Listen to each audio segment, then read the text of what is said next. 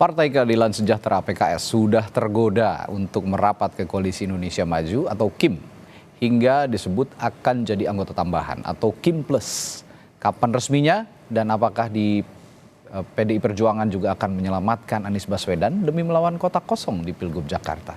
Kami akan membahasnya bersama para narasumber di studio. Sudah ada juru bicara PDI Perjuangan Ciko Hakim, juga analis politik Lingkar Madani Ray Rangkuti. Selamat pagi Bapak-bapak. Pagi Bu. Pagi Radi. Baik, dan secara virtual ada politisi Partai Gerindra Ahmad Riza Patria. Selamat pagi Pak Riza. Ya, sepertinya masih di mute Pak Riza. Mohon maaf. Selamat pagi Pak Riza. Ya, selamat pagi Mas Radi, Mas Selamat pagi. Ciko, Mas Rey, Baik. dan pemirsa Kompas TV. Ya, ini saya langsung aja nih ke Pak Riza nih. Benar PKS nih mau masuk KIM Plus, udah positif, katanya sudah tergoda katanya kalau dibilang begitu Pak Riza. Ya, kita belum mendengar langsung pernyataan dari pimpinan PKS di media. Namun kalau lihat beberapa statement daripada juru bicara tokoh-tokoh, ya, seperti yang kita dengar bersama, kelihatan bahwa PKS ingin bergabung dengan Koalisi Indonesia Maju. Ya. Jadi saya sendiri tidak ingin mendahului, sekalipun memang pimpinan kami sudah terus berkomunikasi dengan PKS, dan kami berharap memang KIM ini bisa kompak, bisa solid mengusung Kang Emil di Jakarta, dan tentu kami akan senang apabila ada partai-partai lain di luar KIM yang bergabung, termasuk PKS. Jadi sekali lagi terkait PKS, kita tunggu saja nanti pernyataan resmi dari PKS sendiri yang akan menyampaikan. Mudah-mudahan harapan kami PKS sebagai pemenang ya, pemilu di DPRD di DKI Jakarta bisa bergabung dengan KIM mengusung calon yaitu Ridwan Kamil. Oke, tapi apa sih yang jadi daya tawar KIM ini Pak Riza sehingga PKS tuh bisa tergoda gitu? Daya tawarnya apa sih? Ya, ini bukan soal tergoda atau tidak tergoda ya. Setiap partai politik itu punya hitungan dan kalkulasi sendiri ya. Dalam pilkada, kami sendiri di 545 pilkada seluruh Indonesia yang serentak pertama kali ini memang berusaha agar KIM bisa kompak dan solid mengusung satu pasangan calon. Namun demikian itu tidak mudah ya. Banyak di daerah-daerah antar KIM sendiri berkompetisi, seperti di Banten umpamanya. Jadi Golkar punya calon, Gerindra punya calon, akhirnya belum bisa dipersatukan, ya kami berkompetisi. Di Tangsel sendiri saya dari Gerindra maju sebagai calon wali kota, di Golkar juga mengusung pasangan calonnya. Dan itu biasa ya, tidak hanya di Banten, Tangsel, tapi beberapa daerah juga begitu. Mungkin juga dengan PKS, kami berkompetisi, dengan PAN, dengan Demokrat, berkompetisi. Tapi di beberapa daerah justru kami bisa berkoalisi dengan Mas Ciko, dengan PDIP, dengan PKS, dengan Nasdem, dengan PKB, dan sebagainya. Nah di beberapa daerah juga termasuk Jakarta juga demikian. Alhamdulillah KIM bisa kompak dan solid. Bahkan kami mendapatkan tambahan anggota baru di luar KIM ya. Mudah-mudahan dalam waktu dekat nanti partai-partai di luar KIM bisa bergabung dan bisa menyampaikan kepada publik partai tersebut ingin bergabung dengan KIM dan juga ikut mengusung pasangan calon, yaitu calon gubernurnya Kang Ridwan Kamil, dan juga menjelaskan apa latar belakang dan alasan partai tersebut bergabung. Saya kira yang lebih pas, lebih pantas adalah partai-partai tersebut ya. Kami meyakini pasti partai-partai tersebut kalau bergabung dengan KIM tentu sudah punya kalkulasi, hitungan yang matang, tidak sembarangan, dan meyakini bahwa calon yang diusung oleh Kim, yaitu Kang Emil, memiliki kompetensi, integritas, kualitas, dan bisa memenangkan pilkada di DKI Jakarta.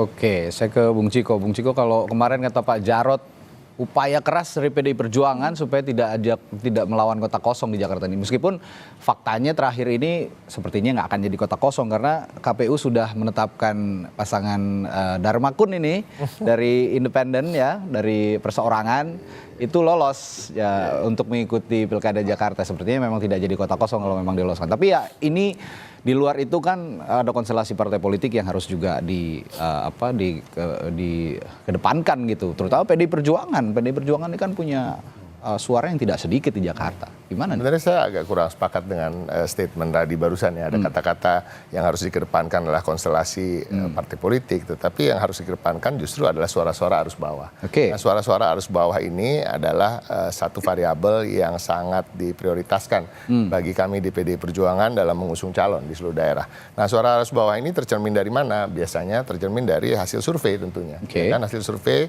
yang akseptabilitas, elektabilitas maupun tingkat kepuasan publik ya kalau memang yang bersangkutan pernah menjabat di daerah tersebut itu mengatakan bahwa di urutan pertama kedua Pak Ahok dan Pak Anies di mana terpaut tidak terlalu jauh. Kemudian ada Pak Ridwan Kamil. Jadi top 3-nya itu. Jadi menurut kami justru dan kami yakin dan ini menurut mayoritas warga Jakarta akan lebih menarik dan lebih representasikan dan juga memberikan harapan-harapan bagi banyak warga Jakarta apabila ketiganya bisa maju berkontestasi gitu ya melawan satu sama lain kan itu idealnya. Tetapi kalau nggak bisa dapat yang idealnya minimal kita dapat yang nomor 2 ideal lah ya artinya ya minimal ada 2 pasang calon dari nama sosok-sosok yang betul-betul diinginkan oleh warga Jakarta untuk mereka menitipkan aspirasinya. Itu satu. Tapi saya juga agak sepakat tadi. Jadi prinsipnya itu bukan sekedar bahwa PDI Perjuangan akan melawan Kim atau Kim mengucilkan PDI Perjuangan. Ini kan narasi-narasi seperti ini yang terbangun.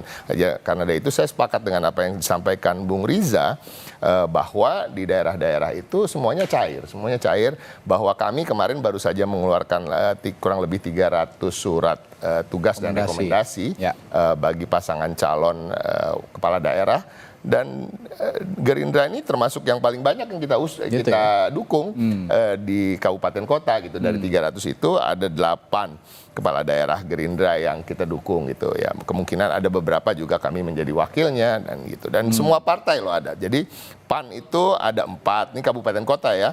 Kepala daerahnya yang kita dukung kemarin. Demokrat ada 5. P3 ada 4, Gerindra 8 tadi, Perindo kebetulan nggak ada, Gelora ada, Golkar ada 9, PKB 2, PKS 4. Jadi di surat-surat tugas kemarin itu yang keluar ya itu tadi ada partai-partai lain yang kalau dibicarakan soal Jakarta ini kan selalu seakan-akan ada dikotomi yang kuat gitu ya. Tapi sebenarnya nggak ada. Kalau di seluruh daerah itu kan semua tergantung dengan situasi daerah masing-masing. Begitu juga di tingkat provinsi ya. Kalau tadi kan kabupaten kota kita mendukung kemarin ada surat tugas 1, surat rekom 1 dari PAN, Gerindra juga 1. Jadi ada 5 yang dari kader partai lain gitu. Jadi ini suatu yang keniscayaan bahwa kerjasama politik itu akan dijalin dan komunikasi politik akan terbuka. Jadi intinya terkait dengan Jakarta, misi dari PDI Perjuangan adalah untuk mendengar semua suara dari arus bawah itu baik rakyat secara umum, tapi juga akar rumput di internal kami. Last minute dong ya nanti nentuinnya. Nggak harus last minute juga, Agustus. 20 tanggal segitu itu sebenarnya gini loh, bisa terasa lama, bisa terasa sebentar gitu. Karena kadang-kadang gini, apa-apa yang sampai hari ini pun sebenarnya kan belum ada yang menentukan. Tadi kan disebut seakan-akan hanya PDI Perjuangan yang sudah menentukan. Tapi saya melihat PKS belum menentukan, PKB belum, Nasdem belum. Ini kan baru sepertinya arahnya akan kan gitu ya. Nah ya mungkin PDI lebih bisa menjaga rahasia itu sehingga nggak ada tebak-tebakan sepertinya arahnya akan kemana. Baru saya mau tanya nih soal siapa yang akan dirangkul oleh PDI Perjuangan, tapi katanya rahasia. Tapi tetap saya akan tanyakan gimana komunikasinya sejauh ini dengan partai-partai yang belum menentukan tadi, ada PKS, PKB, lalu juga Nasdem. Gimana Bung Ciko? Gimana? Sorry. Komunikasinya dengan partai-partai yang belum menentukan tadi, tetap harus saya tanyakan. Bagaimana? PKB, PKS, Nasdem? Komunikasi terus berjalan, baik itu formal maupun informal ya. Kebetulan saya bukan bagian dari yang ditugaskan untuk menjalankan komunikasi itu. Ibu menugaskan beberapa kader-kader senior seperti Bung Eriko, Pak Jarot, ya kan. Ada juga tentunya Pak Deddy Sitorus, ya kan, Bang Adian Apitupulu, dan tentunya yang pasti Pak Sekjen gitu ya, beberapa kader senior lain. Tapi pada prinsipnya secara formal maupun informal pembicaraan itu terus berjalan, apalagi mayoritas dari kader-kader senior tersebut berada di parlemen yang sehari-harinya bertemu gitu ya. Pastinya juga saling bertegur sapar dan menanyakan, baik itu juga membicarakan tentang kemungkinan-kemungkinan. Jadi kita lihat aja nanti, dan kita juga nggak menutup komunikasi kok. Bang Riza juga saya yakin juga berbicara dengan kader-kader senior di Partai PDI Perjuangan, dan begitu juga Pak Dasko yang sehari-hari bersama Mbak Puan di kursi pimpinan DPR. Ya, Bung Rey, kalau konstelasi partai politik tadi, kalau kata Bung Ciko, tidak dikedepankan, lebih ke arus bawah suaranya. Tapi kan kepentingan Jakarta ini, meskipun katanya pilkada di semua daerah nih cair gitu partai politik, tapi Jakarta ini epicentrumnya terlalu dekat dengan kekuasaan. Bagaimana Anda melihat ini? Iya, jadi umumnya sih sebetulnya cair kan. Tapi kecuali pada beberapa yang saya istilahkan sebagai daerah strategis. Iya. Nah, daerah-daerah strategis itu dibuat sedemikian rupa, setidaknya kimnya nggak belah. Gitu. Kalau di Jawa itu menurut saya sekitar 5 ya daerah strategis itu, atau 4 gitu. 1 Jakarta tentu. 2 Jawa Barat, 3 Jawa Tengah, dan yang 4 itulah Jawa Timur. Nah, kalau kita lihat keseluruhannya, ya sebetulnya yang relatif agak terbelah itu awalnya kan Jakarta. Karena saat itu Kim seperti nggak punya calon kan. Pada saat itu kan RK belum menyatakan tegas, Golkar juga belum. Bahkan terakhir seperti kita ketahui, Golkar malah menyorong nama Yusuf Hamka sebagai salah satu kandidat mereka untuk maju di Jakarta begitu. Tapi kalau Jawa Tengah sih menurut saya mereka solid. Jawa Timur juga mereka solid gitu ya. Jawa Barat setelah RK ke sini kemungkinan besar mereka akan solid gitu. Jadi ini yang saya sebut dengan daerah strategis, tentu ditambah dengan Sumatera Utara karena faktor Bobi di sana yang menantunya Pak Presiden gitu. Nah, oleh karena itu mereka mungkin akan dibuatkan sedemikian solid gitu. Nah, cuman agak nambah sedikit kasusnya di Jakarta karena kalaupun mereka solid tapi diperhadap-hadapkan dengan Anies Baswedan, soliditas partai ini seperti nggak bisa berbicara banyak juga. Nah, oleh karena itu harus ada tambahan skenario. Bukan hanya solid, tetapi juga harus tanda kutip ya, belajetin gitu loh. Kekuatannya Anies Baswedan. Nah, kekuatan Anies Baswedan itu ada di mana? Ya tentu saja pada figur dia, plus juga dengan dukungan PKS kan. Oleh karena itu, ya satu, ya kan kalau dia sendiri ditarik kan nggak mungkin kan.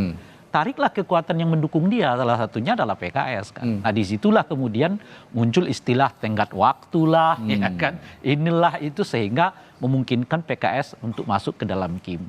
Kalau PKS masuk ke dalam Kim, kan masih ada 2 partai yang lain yang ada di luar. Dan itu punya 3 dengan PDI Perjuangan. Dan potensial akan mendorong lagi Anies Baswedan sebagai calon gubernur mereka.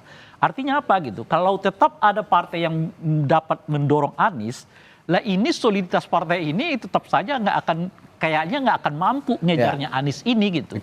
Sehingga dengan begitu ditarik lagi partai yang lain. Tapi kalau sekiranya konteksnya ya untuk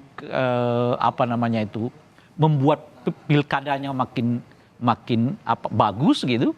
Nah itu ya setidaknya mereka membuat bagaimana caranya supaya Anies ini bisa melaju gitu. Ini saya ingat dulu ya, ini pilkada Jakarta ini kalau pasangan parpol maksud saya, jadi bukan pasangan non parpol ya, hanya satu.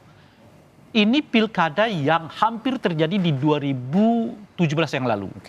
Saat itu kan Ahok sudah sangat tinggi elektabilitasnya, melawan Mardhani Alisera dengan menteri kita yang sekarang nih pariwisata, Sandiaga Uno, ya kan. Kita di elemen civil society melihat lah ini bukan lagi bertanding namanya gitu. Karena istilahnya tutup mata aja Ahok menang. Tingkat elektabilitasnya sudah mencapai 60-70% saat itu. Sementara yang ini adalah masih di bawah 10%, nggak mungkin kekejar gitu. Maka kita berinisiatif agar ada tokoh yang memungkinkan bisa menarik simpati Nah salah satunya yang kita sebutkan itu Anies Baswedan yang kemudian dicalonkan kan. Nah kenapa kita merasa itu penting? Karena Jakarta adalah epicentrum politik. Itu maksud saya. Jadi itu tidak boleh dibiarkan. Ya pemilunya loyo gitu. Ya harus pilkada yang menjadi hangat. Ya. Karena semua mata tertuju ke Jakarta. Oleh karena itu, kalau saya pribadi ya, concern saya bukan soal Anies apakah maju atau tidak. Oke. Itu bukan concern saya. Concern saya itu harus dibuat pilkada di Jakarta ini khususnya yang mendekati yang menggambarkan bagaimana pilkada yang berkualitas, pilkada yang di mana perdebatannya begitu besar muncul dan seterusnya itu terjadi. Dan seperti kita alami di Pilkada Jakarta 2017 yang lalu. Perdebatannya menarik sekali antara Anies Baswedan, Ahok dan juga AHY. AHY pada saat dan pada saat itulah AHY kemudian agak menurun gitu ya. Tergerus lalu perdebatan itu. Nah ini kalau pasangannya cuma satu dari parpol, satu non parpol, mereka mau memperdebatkan apa? Mau dikemenakan politik Jakarta kalau situasinya kayak begitu? Itu maksud itu concern saya di situ kalau itulah pentingnya mengapa tetap sosok yang muncul punya elektabilitas baik saat ini Anies Baswedan bisa dimunculkan tetap di pilkada. Ini yang jadi concern saya. Concern saya bukan soal Anies. Kan bisa saja figurnya bukan Anies, tapi Ahok misalnya. Misalnya Ahok. Gitu, nah ini pertanyaan saya selanjutnya. Ada Anies, ada Ahok yang saat ini belum dimunculkan oleh partai politik setidaknya menuju ke 100% diusung gitu. Karena memang masih PDI Perjuangan membutuhkan mitra, lalu juga Anies Baswedan yang sekarang perlahan sepertinya ditinggalkan partai-partai koalisinya. Pertanyaan selanjutnya adalah bagaimana menjaga agar tokoh-tokoh ini juga bisa diakomodasi sehingga bisa ikut tetap berkontestasi di pilkada. Kita akan tanyakan ke masing-masing narasumber. Tetaplah bersama kami di Sapa Indonesia Pagi.